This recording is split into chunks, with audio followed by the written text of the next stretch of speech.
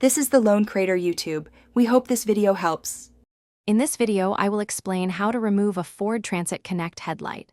First, gather your tools, specifically a T20 Torx driver and a flathead screwdriver. Next, open your vehicle's hood and locate the two retaining bolts positioned on top of the headlight assembly. With your T20 Torx driver, carefully remove these two bolts that secure the headlight in place. This initial step is crucial for accessing the assembly. Once the retaining bolts are out, gently pull the headlight assembly forward. This action provides enough space to access the electrical connector located at the back.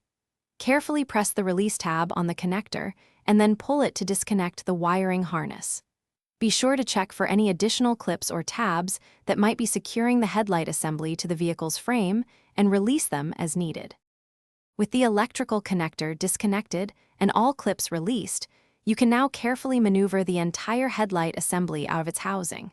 Take your time to avoid scratching any paint or damaging other components. Before installing a new headlight, it's a good practice to inspect the area for any debris or damage. Also, ensure all mounting points are clean for a proper and secure reinstallation. To reinstall, align the new headlight assembly with the mounting points and carefully push it into place.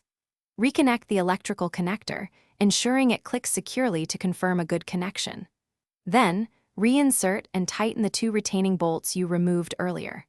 Double-check that the headlight is firmly seated and properly aligned before closing the hood.